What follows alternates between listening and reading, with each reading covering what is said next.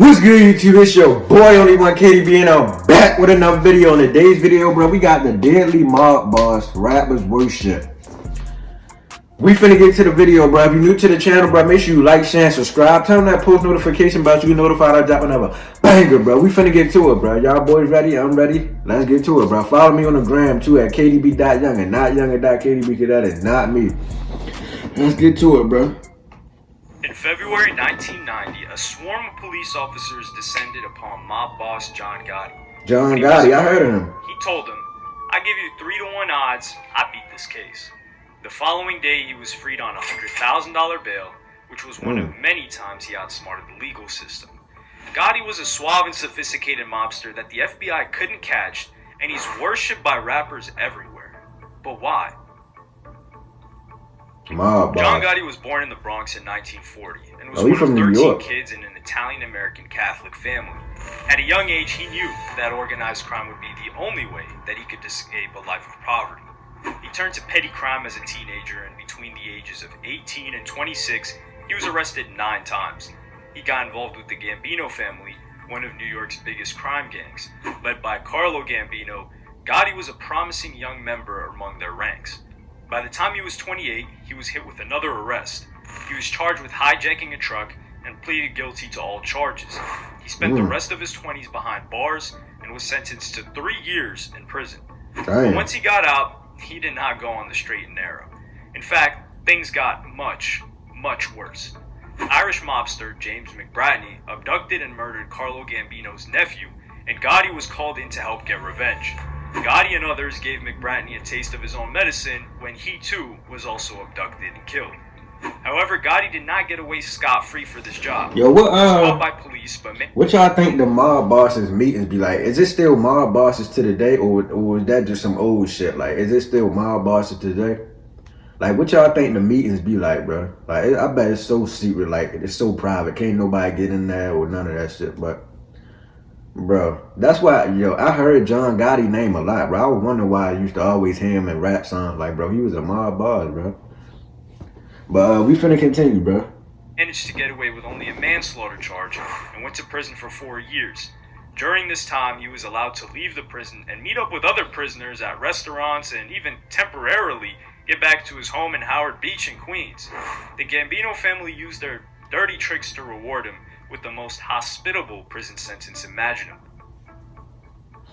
During his sentence, Carlo Gambino died from natural causes, and his brother-in-law, Paolo Castellano, followed as his successor. Gotti's mentor, Agnello Della Croce, was also given a promotion and controlled half of the syndicate, meaning that upon release, Gotti was also destined for great things. A few years later, it became clear just how brutal Gotti could be. In 1980, his son tragically died in a motorcycle crash. He was hit by a car driven by John Favara, and it was deemed an accident. However, Favara mysteriously disappeared afterward. Witnesses claim to have seen Gotti's wife attacking Favara with a baseball bat before he was kidnapped in the back of a van. He was not seen or heard of since. Damn. They don't play around. By 1985, Gotti's brother Gene, who was also working for the Gambino family, was charged with drug trafficking. However, Paul Castellano had forbid the mafia from dealing drugs. He was so against his members messing with narcotics that it was punishable by death. For John Gotti, he had to decide where his loyalty lied, Castellano or his brother. In December of that year, Castellano stepped out of his limo to make his way to Sparks Steakhouse in Midtown Manhattan. Before he could make his way inside, 4 assassins jumped out and shot him dead in the middle of the street.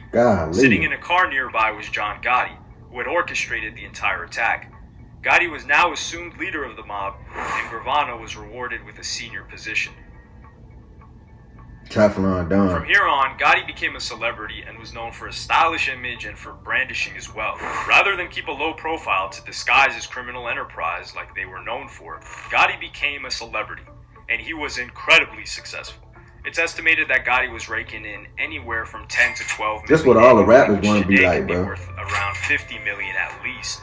He was faced with numerous prosecutions, but seemed invincible and outsmarted the justice system time after time again. In 1986, he was arrested by police for racketeering charges. But when the trial was done, Gotti walked home an innocent man. The FBI later found out the jury had fixed a verdict. The juror who accepted the bribe spent 3 years in prison for obstruction of justice. but Gotti got away scot-free. He went to trial 3 times, and on each occasion, he walked away a free man. Damn, it was He soon earned 3-0. himself the nickname, the Teflon Don. Teflon is used in non-stick cookware, and any charges against Gotti would never stick either. I just thought of something, bro. Oh my god, that's why they was calling bro. I ain't even finna say nothing, but I ain't talking about John Gotti. I'm talking about somebody. Forget it. We finna. That's why they was. Oh, alright. He was also known as Dapper Don because when he was on trial, he would bring an extra suit with him to wear after lunch. He was also mixing in with famous celebrities, but whether celebrities really enjoyed his company or not is up for debate. He reportedly once invited Frank Sinatra out for a meal, who said he couldn't make it because he was ill. Sinatra was later threatened by one of Gotti's goons, who said, "The next time John sends for you," Sinatra was later threatened by one of Gotti's goons, who said, "The next time John sends for you and you make up an excuse, I'll be the last face you'll see on this earth." Gotti also had a weakness for gambling and once spent $300,000 in one weekend. Apparently, his brother Gene and another friend were so concerned about his gambling addiction that they wanted to stage an intervention, but were too terrified to carry it out. His position as a criminal who could not be touched started to humiliate the authorities. The public even warned to the fact that he was sticking it to the man. He once told an FBI officer to his face that FBI stands for Forever Bothering Italians. However, by 1990, an FBI agent named Robert Mueller was hired to investigate Gotti, and if that name rings a bell, it's probably because he was also in charge of assessing whether Trump colluded with Russia or not during the 2016 presidential election. Mueller's tactic was to use John Gotti's lavish lifestyle against him. Gotti only dined out at the finest bars and restaurants, so this narrowed down the places you would expect to see him. They wiretapped his usual stomping grounds, in particular Gotti's headquarters at the Ravenite Social Club in Manhattan. Another critical part of tackling Gotti was to take down the chain of command. Gotti was untouchable because he had others doing the dirty work. So they began arresting his associates too. Gotti was the Teflon Don and could hire the best attorneys that New York could offer, but his associates were seemingly not made of Teflon, and there were some crimes that stuck. And this is where they really went after Gotti. He told Gotti's associates that they could reduce their sentence dramatically if they would give any information on him. However, most members of the mafia follow omerta, which is a strict code of silence. But Mueller had a trick up his sleeve. Gotti was too careful it's crazy how while out in public. But the FBI did. It's crazy how all these phrases came from John Gotti, and I still hear all these phrases today. That's crazy. But we finna continue, bro. 3 more minutes left. Tapes of Gotti criticizing his associate Sammy Gravano and calling him greedy. Sammy was doing jail time and taking one for the team by not snitching. But this footage of Gotti trashing him made him think otherwise about being loyal to his boss, who would backtalk him like that. In an event that shocked the FBI and the mob, Sammy came forward to testify against John Gotti. The FBI finally had something on the Teflon Don that stuck. In 1992, Gotti's legendary status as untouchable was finished. He was sentenced to life in prison and convicted of murder, racketeering, and obstruction of justice. 6 years later, he was diagnosed with throat cancer, and he passed away 4 years later in 2002. But his legacy lives in local lore, particularly in hip-hop. Damn. During the 80s and 90s, Gotti was all over the newspapers. At the same time, hip-hop was beginning to take off, and his position as a successful, suave, and deadly businessman fits perfectly into the image that gangster rappers wanted to portray for themselves. The first notable mention of the mafia in hip-hop was in the song Road to Riches by Kool G Rap in 1989, and this song included the lyrics "Be like John Gotti and drive a Maserati." It was the beginning of countless mentions of mafia members in raps. This was primarily the East Coast response to gangster rap, where they can make this subgenre their own by drawing upon references to East Coast crime gangs like the Mafia. John Gotti was the most notable mafia boss in the 80s, when the likes of Nas, Jay-Z, and Wu-Tang were growing up.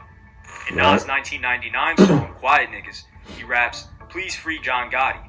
In Jay-Z's The Ruler Bag, he raps, "I got great lawyers for cops." Is this nigga black? He just said the N-word. Stick to duties, Teflon. Since then, Rick Ross has named his entire album Teflon Don, one of Ross's greatest albums, and used this also as a nickname for himself. There are too many name drops of John Gotti in hip-hop to mention, including one of Chief Keef's earliest songs, but he's mostly presented in an aspirational tone with great admiration and respect. Why John Gotti? It's clear that a lot of rappers could see themselves, or at least a side of themselves, in John Gotti. In the earlier part of the 20th century, Italian Americans were often considered social outcasts and suffered discrimination. They were excluded from achieving the American dream through traditional means, so had to resort to crime instead. A very similar environment was experienced by Black Americans during the latter half of the 20th century. There's also the Robin Hood effect. A lot of Gotti's business would go back into poor neighborhoods in New York. Gotti's sister, Victoria Gotti, wrote in her book that many of them did take from the rich and often gave to the poor, while lining their own pockets, of course. Gotti was also sticking it to the system. For a lot of young rappers, the police were the enemy, and Gotti was humiliating them at every turn. Real Hollywood shit. is also a factor, where movies like The Godfather, Scarface, and Goodfellas have glamorized the lives of gangsters and particularly the mafia. And lastly, but certainly not least, rappers love having money. And John Gotti had a lot of money and had no problem showing it to everyone. Maybe it's just as simple as that, and that's all there is to it. Damn. But that's it for the video, bro. If y'all enjoyed that reaction video, make sure y'all like, share, and subscribe. And I'm out of here.